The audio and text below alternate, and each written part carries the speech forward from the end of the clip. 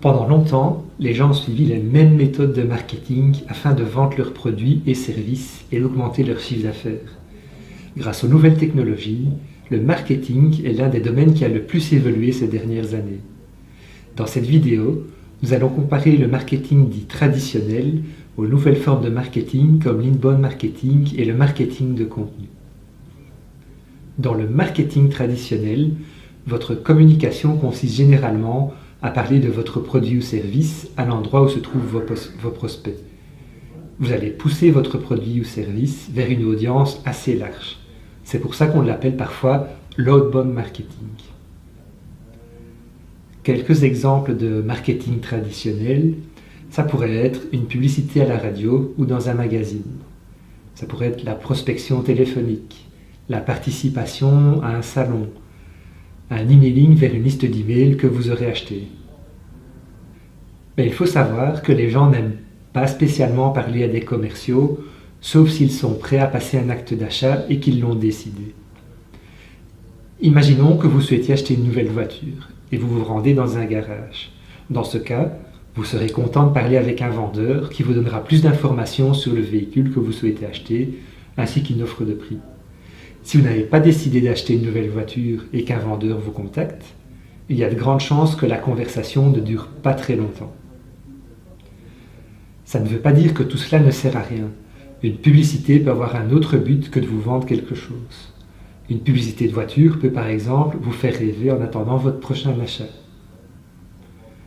Mais les gens sont de moins en moins réceptifs aux publicités. Ils lisent de moins en moins de magazines ou de journaux papier et ils utilisent de plus en plus de bloqueurs de publicité pour ne plus voir les publicités en ligne. De son côté, l'inbound marketing cherche à attirer les clients vers vos produits ou services de manière naturelle, au travers d'interactions pertinentes et qui vont les aider. L'inbound marketing se base sur 4 actions clés. Vous allez attirer des visiteurs, notamment au moyen d'un blog, de pages optimisées sur votre site, de publications sur les réseaux sociaux. Vous allez ensuite les convertir en prospects en collectant leurs données et en les incitant à des interactions avec vous. Par exemple, au moyen du téléchargement d'un livre gratuit ou de la participation à un webinaire. Vous allez convertir les prospects en clients et conclure des ventes en intervenant au moment opportun. Par exemple, en fournissant plus d'informations sur les sujets qui les intéressent que vous connaissez grâce à l'étape précédente. Et le travail ne s'arrête pas là. Vous devez continuer à épater vos clients en les aidant et en fournissant à nouveau du contenu adapté afin qu'ils parlent à d'autres personnes de la formidable expérience qu'ils ont avec vous. Quelques exemples d'inbound marketing. Ça pourrait être un blog avec des articles qui aident votre audience. La mise à disposition d'un outil gratuit ou d'un livre blanc en échange d'informations. Des emails automatisés vers des personnes qui vous ont donné leur adresse et éventuellement leurs préférences. Ces emails seront donc adaptés à la situation de la personne. Informations complémentaires sur un produit qui les intéresse ou ça peut être l'accompagnement d'un nouveau client lors de ses premiers pas. L'inbound marketing s'appuie entre autres sur le SEO, qui est l'optimisation de votre site ou blog au niveau de la technique et du contenu pour les moteurs de recherche, afin que votre contenu soit découvrable par le plus de personnes possible. Les réseaux sociaux, afin d'amplifier votre message et de vous connecter de manière plus personnelle avec votre audience. Et la publicité, mais pas la publicité vers une audience plus ou moins inconnue avec des résultats inconnus, mais de la publicité basée sur des mots-clés qui intéressent l'audience ou sur des profils ciblés, notamment grâce aux intérêts mentionnés dans les réseaux sociaux. La base de l'inbound marketing qui sera nécessaire lors de chaque étape est le contenu. Le marketing de contenu représente l'ensemble des stratégies et processus axés sur la création et la diffusion de contenus pertinents de manière consistante pour attirer et retenir une audience clairement définie. Oula, je viens de faire une longue phrase, ce n'est pas très bon. Découpons-la pour bien comprendre chaque morceau. On parle de diffusion de contenu pertinent. Donc on ne parle pas ici de promotion, mais de contenu qui va aider vos visiteurs. De manière consistante. parce que ce n'est pas en écrivant 2 articles que vous apparaîtrez régulièrement dans Google ou sur les réseaux sociaux. Pour attirer, parce que vous commencez par aider les visiteurs, mais votre but, c'est de les attirer vers vos services ou produits, et vous devez mettre en place des choses pour ça. Et enfin retenir, parce qu'une fois que vous avez transformé des visiteurs en clients, votre travail ne s'arrête pas là.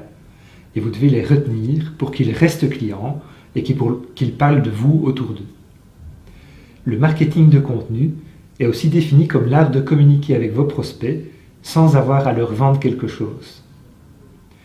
Tout ceci n'est donc pas autour de l'écriture d'articles, mais bien de la mise en place d'une stratégie qui va permettre de créer une relation avec votre audience. Cette relation augmentera petit à petit la confiance envers vous et amènera plus facilement votre audience à faire affaire avec vous. Supposons que vous vous occupiez de Paraplus, une société qui fabrique des parapluies. Cette société va nous accompagner tout au long de la formation. Si vous souhaitez augmenter les ventes de vos parapluies en marketing traditionnel, vous allez par exemple faire de la publicité dans le journal local. Quels seront les résultats? Vous ne le savez pas. Tout ce que vous savez avant la campagne, c'est que celle-ci va peut-être toucher jusqu'à 20 000 personnes. Après la campagne, vos ventes ont augmenté de 6%. Mais est-ce dû à la publicité ou bien aux 3 jours de pluie qu'il y a eu récemment? Vous n'en savez rien. Vous allez aussi participer par exemple à un salon. 50 000 visiteurs sont attendus et là vous savez que vous avez vendu 1000 parapluies sur le salon et distribué 20 000 brochures. Ce qui est bien. Mais est-ce que le salon a eu d'autres effets? C'est difficile à dire. Avec le marketing de contenu, vous allez écrire une série d'articles afin d'aider les personnes qui pourraient en avoir besoin. Ces articles vont parler des différents usages du parapluie et peuvent éventuellement contenir une touche d'humour. Quelques exemples. Comment se protéger efficacement de la pluie? Ou alors, 3 usages méconnus pour votre parapluie.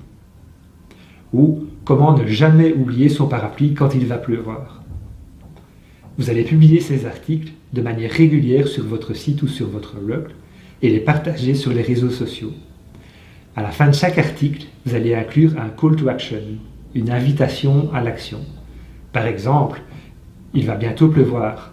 Avez-vous un parapluie pliant à glisser dans votre sac? Si pas, cliquez ici.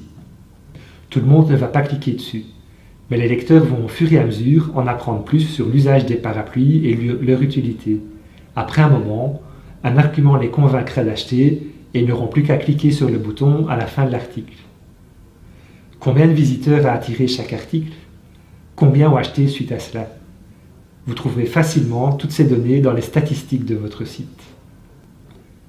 Sur le long terme, tous ces articles vont s'accumuler et seront autant d'opportunités d'être trouvés dans les moteurs de recherche comme Google. Vous pourrez aussi accompagner ces articles de campagnes de publicité en ligne, dans Google ou sur les réseaux sociaux. Quelqu'un cherche parapluie pliant dans Google, il sera forcément intéressé par votre article sur l'usage des parapluies pliants. Vous pourrez cibler une audience bien définie et vous saurez ce que chaque euro dépensé a rapporté. Est-ce que tout ceci veut dire que l'inbound marketing ou le marketing de contenu sont meilleurs que le marketing traditionnel?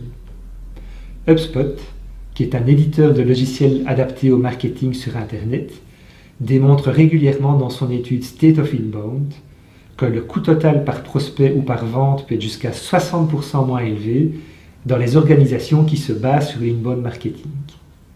Les utilisateurs savent aussi de plus en plus bloquer par eux-mêmes les nombreuses sollicitations auxquelles ils sont soumis et trouver de l'information par eux-mêmes sur Internet.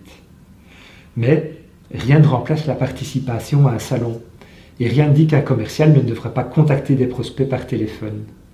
Les 2 types de marketing sont complémentaires. Le tout est de ne pas perdre de vue, de vouloir aider les visiteurs et de résoudre les problèmes qu'ils rencontrent, bien évidemment grâce à vos produits ou services. Dans la prochaine vidéo, nous allons aborder les différentes étapes qui vous permettront à vous, quel que soit votre budget ou vos compétences, de définir votre stratégie de marketing de contenu.